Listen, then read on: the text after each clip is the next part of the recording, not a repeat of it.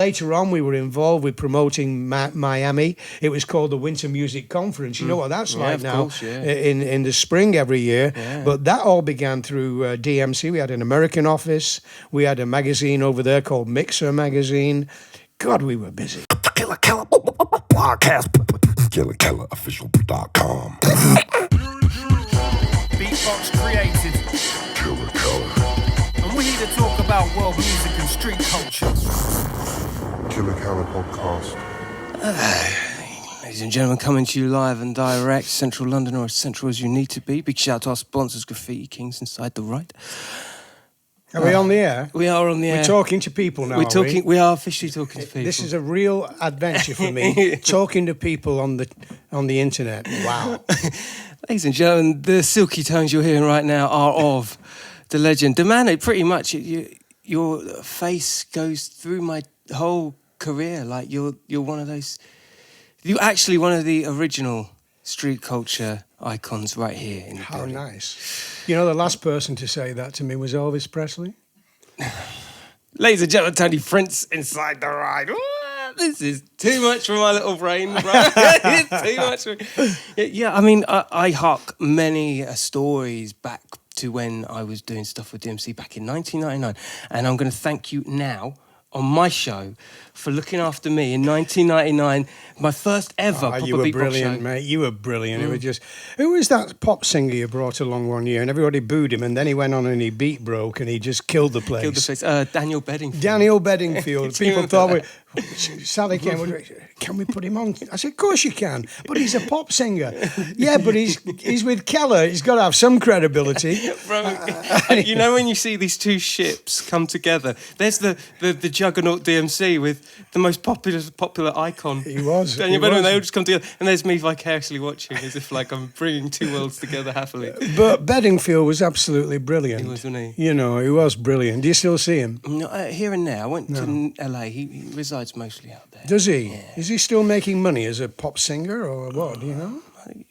You know what it is. I think the residuals on those classics, which he kind of has on. Yeah, he gets songwriting royalties and stuff, won't he? A kind of smooth radio. Did you business. ever do anything like that? Write songs or make records apart from all the beat breaking you've done in your career? Did you ever make anything that would make you money when you're an old man? Oh, I do get my PPL and MCPS through and PRS, and it does come through fruitful sometimes. Oh, that's good. A lot of them is just like things like features and stuff, you know. Yeah. Well, like. You've been given a royalty on something to do something. Yeah, the winners were the things that do on Wiley stuff and Basement Jacks. Right, those come through, but all in weird countries. That's the funny one. It's like you think it's the gift that keeps on giving. It's different. Exactly. But yeah, so it's been a minute, haven't we? Haven't seen each other for a little while. Here we go. You know, I mean, it all began in 1975, was it? For you, it did. It was, no, it was, what am I talking about? That was my life. I was born in 1975. 1985, it began. The DMC Championships began then. Yeah, let me just back up for a second. For those of you who don't know and have been literally living in some squalor somewhere, a little less squalor than where I live, you will know of Tony Prince as being the original pirate radio DJ for like Radio Carolina, Radio Luxembourg, known all that gang. That'll have to be described now because they think pirate radio's in an attic somewhere. Yeah. You know, this was on a ship. Yeah. Unbelievable, and I can't wait to get into that. But also, the figurehead of the International DJ DMC Champions. And let's be honest, it was, at one stage, it was the only pioneering DJ concept. Right, you really took the horns on that. We just got taken by the wind of the thing, you know, the development of the DJ and the hip-hop culture. We just got dragged along because of the talent of the DJs, it's got to be said. Because when we began, you know, disco music was where DJs in clubs, certainly in Britain and Scandinavia, talked after every record. Hello, how are you doing, John? And here's a nice one for Sally now. And and that was the way DJs used to operate. They thought they were radio DJs. Now, my career began as a radio DJ on a station called, after the pirate ships, Radio Luxembourg, which the younger kids will not know. But it was a station from the centre of Europe, and I was out there broadcasting live. And we did talk after every record. So when club owners got a DJ, they wanted somebody who sounded like a radio DJ. So after every record, they talked. And I used to do gigs all over Europe on the strength of my Radio Luxembourg show. And one day I got a cassette. I became boss of the station. I got a cassette. Anybody remember what a cassette was? These were the things kids send as audition tapes. They want to be a DJ on Radio Luxembourg. Well, I was the guy who chose the new DJs. And this cassette arrived, and there was no voice on it. You know, what kind of a tape is this? And I played it, and I kept going forward. There's no voice on it. It's just blooming music. Wow. Anyway, I put it on the corner of my desk, and I'm telling you, I waited 2 months before I went back to listen to it again. I'm going home down the motorway, down the M4, and I've slapped this strange little cassette into my cassette player in the car, and I started listening. And I suddenly clicked. He's mixing tracks together in sequence, in harmony with each other. It's bloody brilliant. I loved it, you know. Now, this was a kid, a DJ from Wales called Alan Coulthard. And he used to do a regular gig in a club in London once a week. And I'd still got his letter with the tape. So I phoned him up. I said, listen, I've got this idea. I want you to come in. I've got a show called the Top 20 Imports and the Disco Top 30. I was doing really good club shows on Radio Luxembourg at that point. I said, I want you to do me a mix every week. That's amazing. Yeah. So that was the prototype. So I paid his expenses down the motorway to come to me with his tape. He'd do him at home in his bedroom. And then he'd bring me these mixes, and it just caught fire. Wow. You know, you'd have people like Les Adams listening to Radio Luxembourg, and then he'd send me a tape. Simon, well, there's loads of DJs anyway who sent me tapes because of what Alan was doing on my program. And then one day, I was hit with a mallet on the head. It's got to be commercial, this. It's got to be a new art for DJs. So I was starting to get letters from DJs saying, how can we get these tapes? Because playing them on Luxembourg was naff because we had all this static on the radio. Of course, there was no clean copies for anyone. And these club DJs wanted them to play in their own clubs. So Christine, my dear wife, who's sitting over there. Say hi, Christine. Give us a... Hi, Christine. We went to see a friend of mine. He was called Maurice Oberstein, and he was the boss of Sony, which was then CBS. He was also the boss of the BPI, which was the very, very top of the record industry. All the record labels were run by the BPI. He took Christine and I to a meeting in the boardroom with all the bosses of all the record labels. And I said to them, I've got an idea. At the moment, you're all doing promotions into clubs, sending DJs 12-inch records. Sometimes you're sending them two because they like the dub side on the B side. It's costing you a fortune to keep that mailing list going. And there's loads of DJs who I know who cannot get on your mailing list. Yeah. How about this for an idea? We'll start sending them samples on an LP, and they will pay us for that LP. You won't pay a penny. It's a 3.5 minute cut. So it's not the 12-inch version. If they like it, they're going to go to the record shop and buy it. Exactly, right? So this is my idea. If you agree to let me mix music together on another LP, another album, we'll send the DJs an album full of mixes, like sampling, which are, again, your artists promoting their new albums, Shalimar, Kool and the Gang, Michael Jackson. Yeah. We'll do all that. And the DJs will pay us, and we'll pay you, the record industry, a percentage of the income. What? Well, you know, they almost stood up and gave me a round of applause. It was such a brilliant idea. Of course. So we walked out of that meeting at the BPI in 1982, and by 1983, February of that year, we'd got a license, and we got our first 200 members because I'd plugged it on Radio Luxembourg. So the DJs were queuing up. And within a year, we had about 800 members. Within 2 years, we had 2,000. Wow. And they were all buying these mixes. And so life just changed. I left Radio Luxembourg. There was such a good business idea here. So I left the radio station, and Christine and I set up DMC, which we then called Disco Mix Club, which is a bit of a corny name now, so we never call it that anymore. It's always known as DMC. This is too much info for me. I'm just like pigging shit right now. I'm like, keep going, Tony. What else going? Well, Come on. you know, this club just took off. But the more important thing for club culture is I decided to not just send them these records, we'd send them a magazine as well. So we created a magazine. It was only a 16-page, black and white, A4 size magazine, and I called it Mixmag. Right? My head is The fucking Disco Mix blowing. Club had a magazine called Mixmag, and it was really a newsletter for DJs, club DJs. You know, the scratching DJ hadn't arrived yet. There was no culture out there.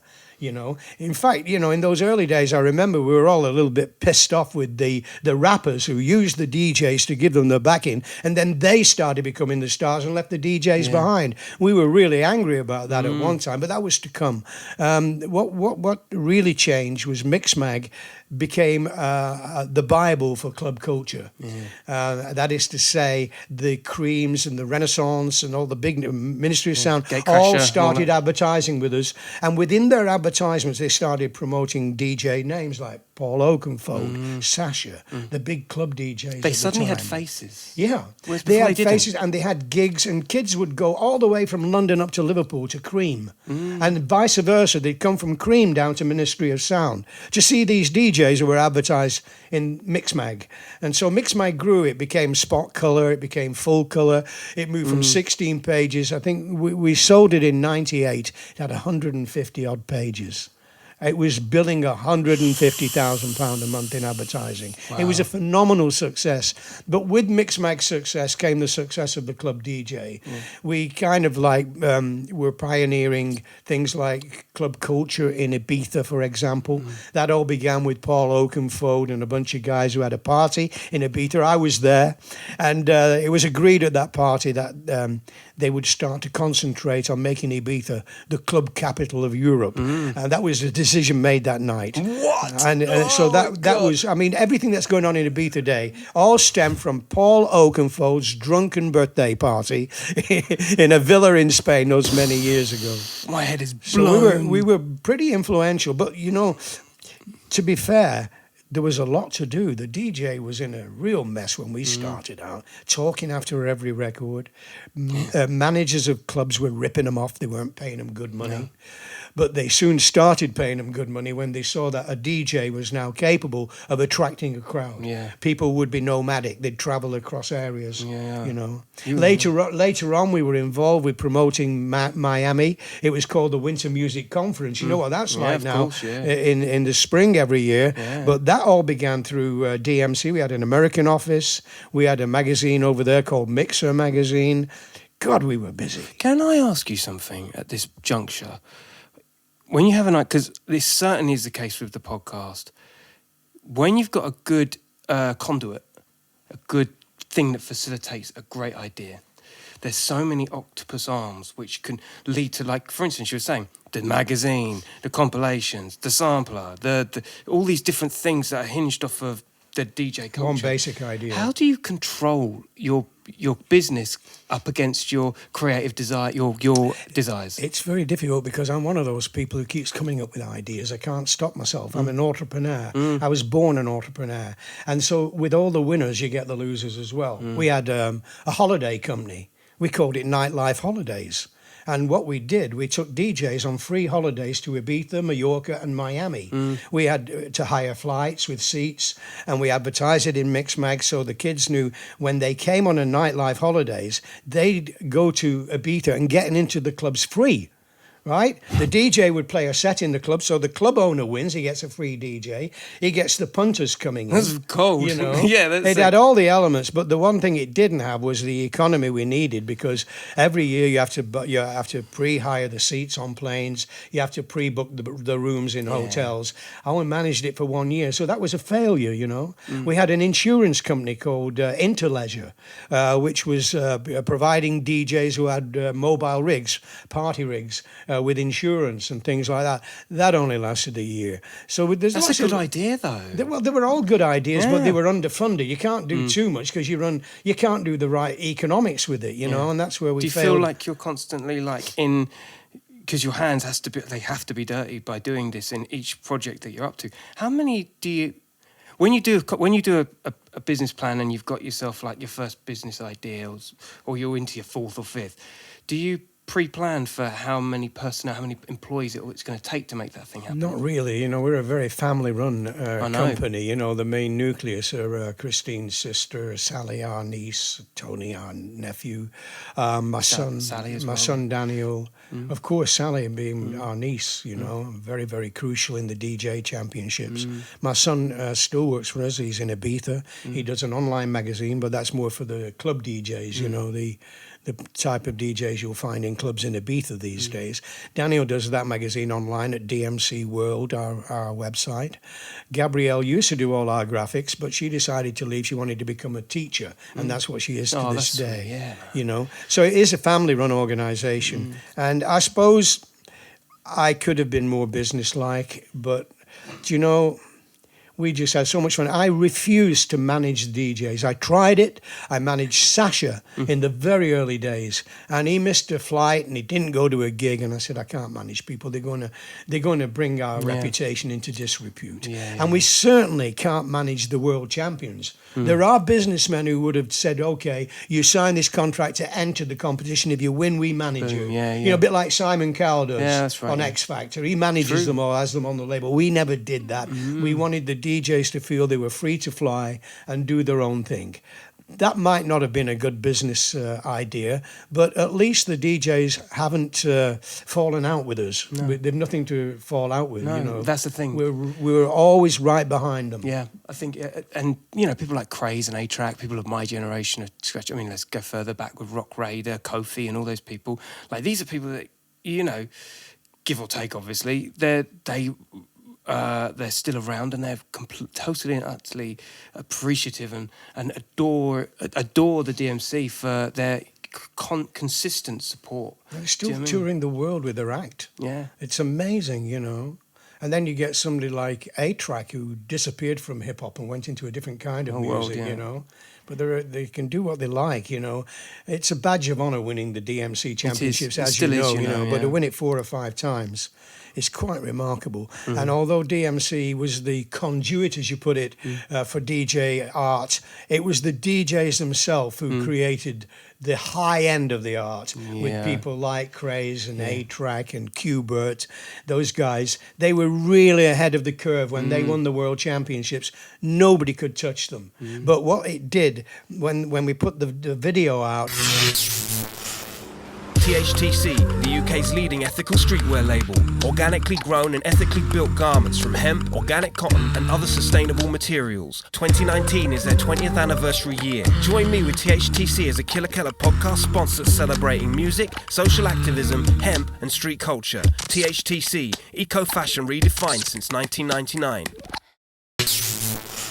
The kids in attics, in bedrooms all over the world would get this video.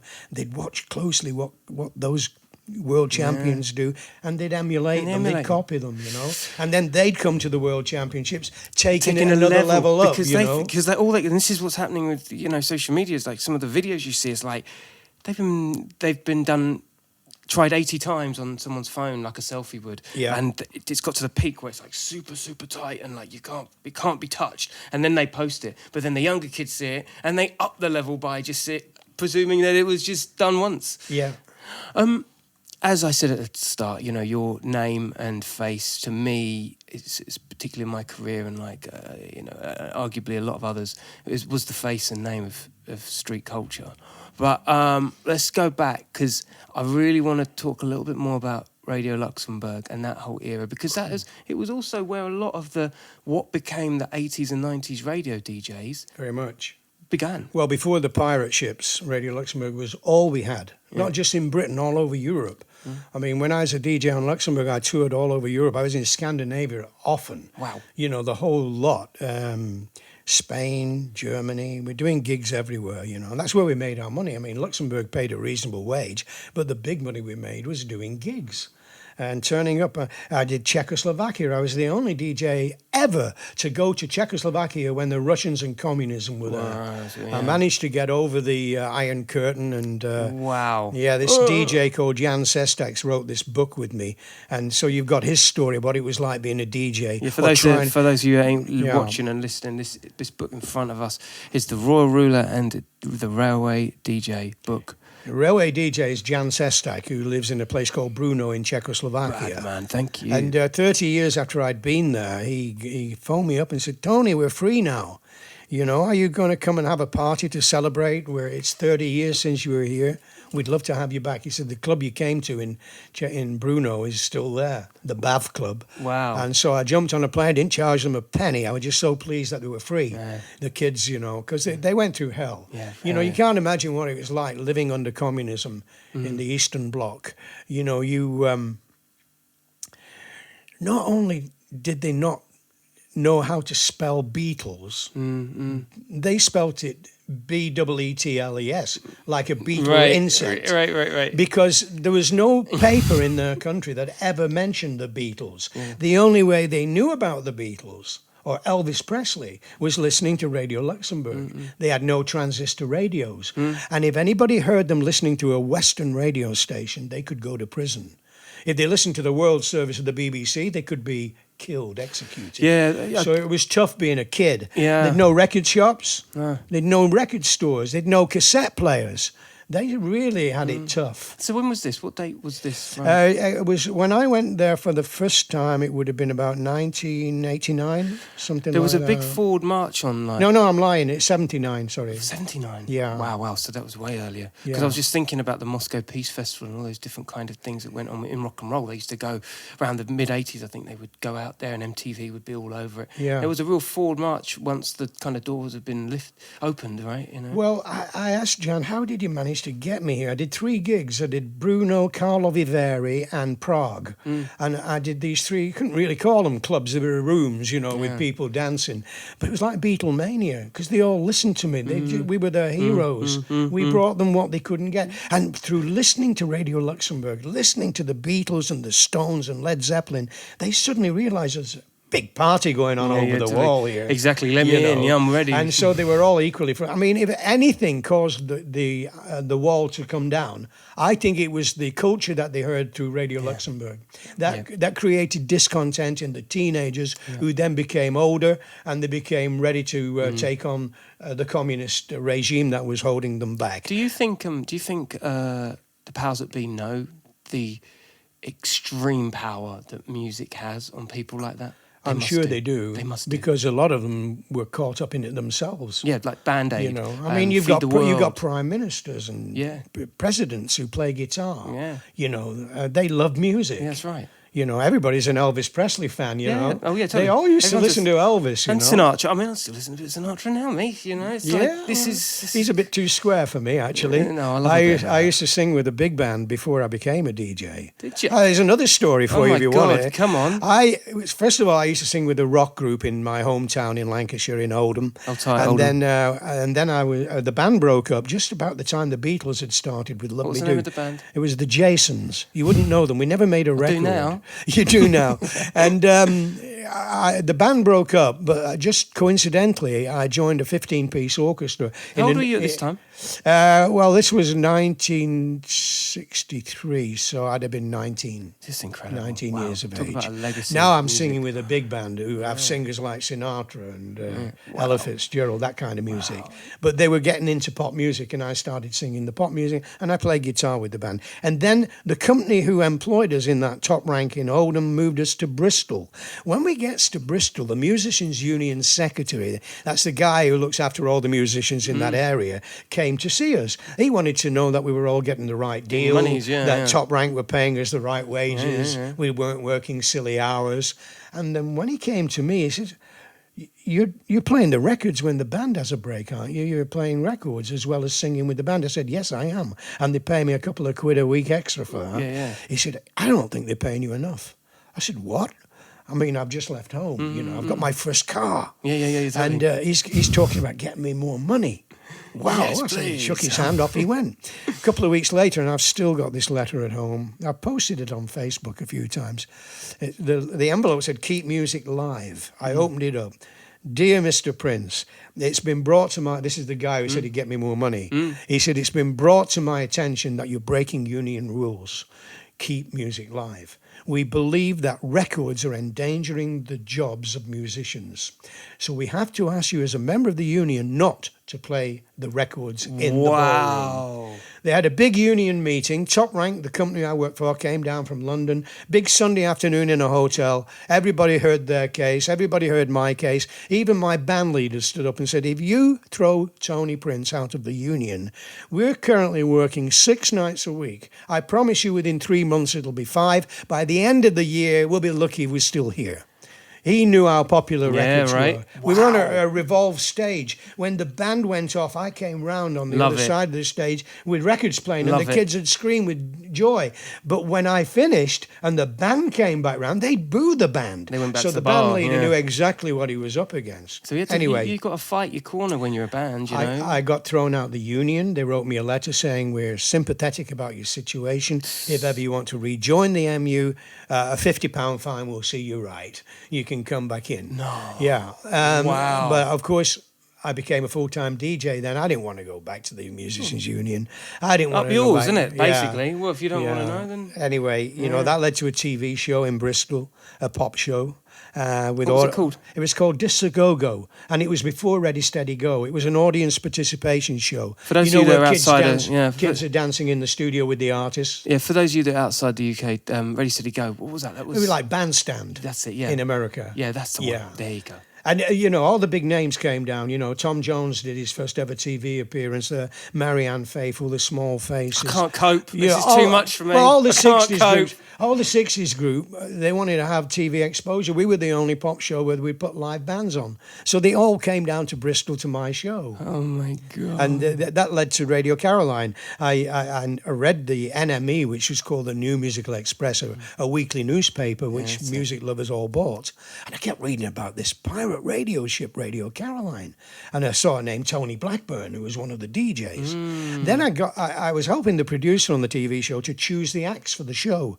And one day I got this record from Tony Blackburn. And I went to the producer and said, "It's not a great record, but I think we should get him down because he's one of those pirate DJs." So he was already out on Carolina. He was already out on Caroline. He came down to Bristol to do his record, his tune, and we got talking and got on well, and he told me who to get in touch with. So because of Tony Blackburn, I approached Radio Caroline and I got my job. I joined Tony on Caroline South, and after a while... Because you've been mates for a long time, haven't you? Yeah, well, no, that was the beginning of it. That was where we first became mates, right at the start of our radio careers. He'd never DJ'd on radio before, but there we were on a ship together, and people watching this me, "What the hell were you doing on a ship? Why?" Yeah. Well, simply because in the daytime we had no radio stations playing pop music. I think the BBC, if we were lucky, might have played 4 tunes a day, if we were lucky. That's insane. And then everybody waited for 7:30 at night when Radio Luxembourg came on the air. It was on the AM frequency, which was, we called it the medium wave. And you had, "Hello, everybody, this is Royal Ruler Tony Priest." That was the sound of the radio station, you know, all this static. You ever done beatboxing? All these kids in Britain and Europe listened to this station and put up with all that static because they did nothing else. And if anything ever pointed to how much society loves music, it was Radio Luxembourg. Can I just interject at this point? Because I'm finding through research and looking at the history, there was, from what I understand at that time, with the pirate radios being on the boat, and it's all very rebellious, real risky being into music. It's kind of like there was an adrenaline to it. There was a real kind of, do you know what I mean? Like nowadays, it almost seems like natural and tame, and well, this is They music. made it illegal. The government brought a law in to make it illegal for us to work out there. That's just crazy to Yeah, think. That, Harold Wilson and the Labour government, that we hated them, you know. But it wasn't just that. You couldn't supply them with food and water unless it was an emergency. This is what really killed the pirates. If you were a British company, you couldn't advertise with them. No, That's way. what killed the pirates. Yeah, of course it did. Wow. But on the day, August the 16th, I think it was, 1967, when the law came. It's called the Marine Offences Act. We came ashore. The ones on the South Ship were very lucky because the BBC producers who were set up to start a new radio station called Radio 1 had heard of all the Southern DJs. They'd never heard of me. They'd never heard of the guys up on the North Ship. There was one DJ, Stuart Henry, on Radio Scotland. He managed to get a job. So it's all very southern based. A lot of employees. The DJs, they weren't necessarily Southern DJs. They were all on the Southern ships. I see. And the radio producers at the BBC listened to them. They couldn't hear Caroline North. We were up for Lancashire, Scotland, Ireland. You know, so I had a good agent, the same as all those big name DJs had. But he said, "You've passed your audition." I did an audition for the BBC. "Pass your audition, but you now have to wait." I said, "Well, what does that mean, you pass your audition?" "It means they've accepted your quality as a broadcaster, and now you have to wait until a position comes up." I said, "Okay." Anyway, thank God Radio Luxembourg made me an offer, and I spent 16 years with them. That's amazing. A fantastic 16 career. years. 16 years That's on incredible. 208, the station of the stars. That's amazing. Yeah, there's a lot of pecking order in those kind of Radio 1 worlds, isn't there? Let's be honest. I don't think that'll ever change. You know? I don't really want to slag off the BBC, you know. I mean, the whole radio situation is in a mess right now. That's what I'm thinking, yeah. The internet's being used by me at the moment. You talk about the entrepreneur in me. I was talking a couple of years ago to some great radio DJ friends of mine who were struggling to get work. And they were great personality DJs. You know, this was the DJ who kept you listening because you never knew what he was going to do next. He was a lot of fun, and you knew he knew music. And they were all struggling to get work. So I started a radio station. Oh, brilliant. We're in our second year now. It's called United DJs. Terrific. Yeah, And go on. it can be heard online. Of course, a lot of the older generation don't yet understand how to listen to a radio station online, but it's uniteddj.com. And that's where you find us. There's a free app, and we've got now, in the first year, we got 100,000 listeners. That's amazing. But it's global. You've got to bear this is the great thing about this know. radio station. You can travel in your car all the way from England to China, and you'll hear it all the way. It's Without as good as a crackle FM. or a hiss. The signal is superb. Not a lot of people have come to terms with the internet radio yet, but I believe that's the future. I hope it's the future. I've got 32 fantastic DJs. Wow. Now, they might be a bit too old for the gang who like your show here, but give it a try, because the music we're playing, the DJs themselves choose it. That's amazing. And you just cannot understand what's coming next. You know, you like Frank Sinatra, we might slip one of them in. Yeah. You know, This and is then the curation. and then we might play Led Zeppelin. Yeah. And then we might play something modern and new, Katy Perry, or what's she called? Da da da. What? Come on, what's she called? Oh, I love her. Is he like this all the time? This is cracking. Lady Gaga? Who? Lady Gaga? No. She's better than her. This is just a new fantastic female singer. Right. I'll think about it. I'll Have a come think. back to you. But you know what I'm saying is we can play new music. We can play old music. We call ourselves the 7-decade radio station. Oh, terrific. But that's one thing, because I had Target from Radio 1 on here, and one thing that he did insist, and I do agree, that what radio picks up on more than any playlist or whatever, is the thoughtless, that I want to listen to something where it's curated and I don't have to think about it, you know. And good radio, you shouldn't have to have genre-specific things, you know. I mean, obviously there are cases where, you know, like rap and whatnot, it really is its own genre, like rock would be. But the majority of it, it's like people just like to be steered, don't they? Yeah. And radio does that.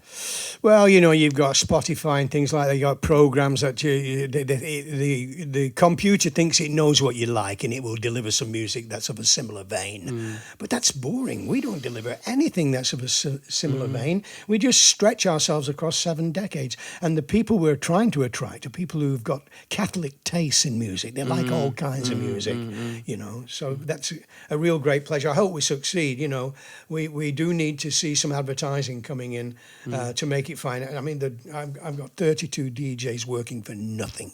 How how interested can you be in the welfare of a radio that's right. than They care. working for nothing. Yeah, they And care. I got Mike Reed doing the breakfast show. He was a Radio 1 breakfast show Hold DJ. on, stop. Yeah. You've got Mike Reed. He's doing on the a- 5 days a week. I am. Yeah. This is insane. Right, so those of you may not know who Mike Reed is, a seminal, like, massive radio DJ, bro. Like, Don't get any bigger, really. No. And then you've got myself from 3 till 5 every afternoon, British time. every And afternoon. we're always giving time checks in different countries, you know, so that the world knows we're looking to the world. We're not just a British radio station. We're actually a British radio station who want to embrace the world like Luxembourg used to embrace Greater Europe and Scandinavia. We're now of a mind, the world loves music. Everybody speaks English. And if they don't care. They just like the music that we throw out there. Can I fast forward very briefly? I want to come back to that. We'll definitely get the details on where you can listen to that. But